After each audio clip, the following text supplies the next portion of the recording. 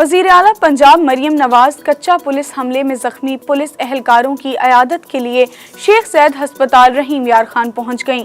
जवानों के हौसले की तारीफ करते हुए मरियम नवाज का कहना था, पुलिस के जवान भाइयों की तरह हैं, उनकी तकलीफ को अपनी तकलीफ समझती हूँ, हमला करने वालों को नहीं छोड़ेंगे। कच्चे के डाकुओं से हमारे मुहाफिज भी महफूज न रह सके।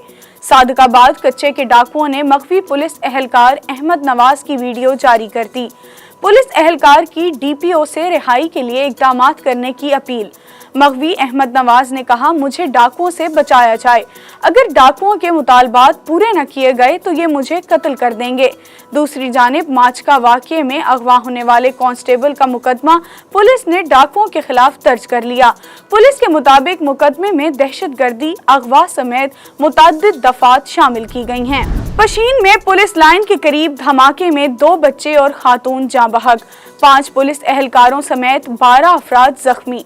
धमाके से गाड़ी और मोटरसाइकिल तबाह हो गईं।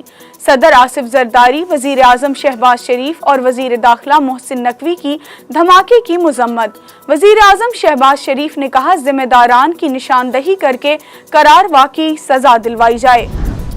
अलीमा खान और पीटीआई के इंफॉर्मेशन सेक्रेटरी रऊफ हसन के व्हाट्सएप पैगामात लीक। पैगामात में इमरान खान और जेलर के दरमियान फर्जी गुफ्तगू का तज़किरा। अलीमा खान ने रऊफ हसन को बुशरा बीबी के पैगाम की तशहीर से भी रोका।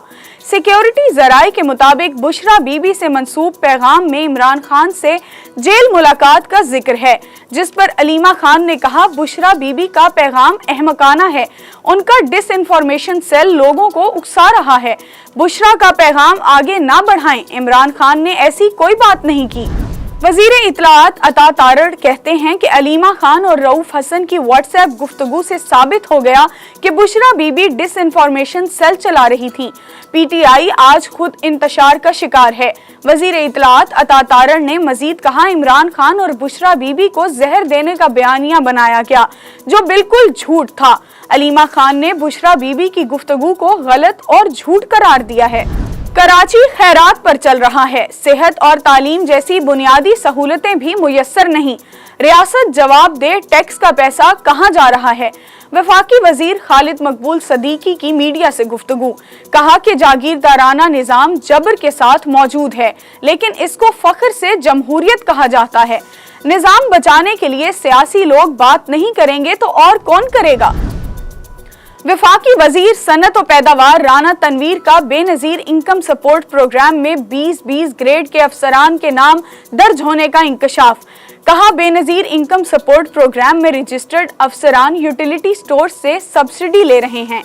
यूटिलिटी स्टोर्स बंद नहीं कर रहे, रीस्ट्रक्चरिंग की जा रही है ताकि गरीब तबके को फायदा हो सके। हुकूमत का एजेंडा मुईशत की बहाली है। मजीद कहा, महंगी बिजली और शरह सूद के मसाइल 2-3 माह में हल हो जाएंगे। रावलपिंडी टेस्ट में बांग्लादेश ने पाकिस्तान पर बरतरी हासिल कर ली। चौथे रोज में मेहमान टीम की पहली इनिंग्स में बैटिंग जारी, 6 विकेट्स पर 480 से जायद रन्स बना लिए। मुशफ़्फ़िर रहमान के 150 रन्स पाकिस्तान ने पहली इनिंग्स 448 रन्स पर डिक्लेयर की थी। रावलपिंडी टेस्ट में बांग्लादेश ने पाकिस्तान पर बरतरी हासिल कर ली। चौथे रोज में मेहमान टीम की पहली इनिंग्स में बैटिंग जारी, 6 विकेट्स पर 480 से जायद रन्स बना लिए। मुशफ़्फ़िर रहमान के 150 रन्स पाकिस्तान ने पहली इनिंग्स 448 रन्स पर डिक्लेयर की थी। और शाहिद आफरीदी नाना बन गए, शाहीन आफरीदी के यहाँ बेटे की विलादत। क्रिकेटर्स और पीसीबी की मुबारकबाद। कौमी पेसर बांग्लादेश के खिलाफ पहले टेस्ट के बाद कल कराची रवाना हो जाएंगे।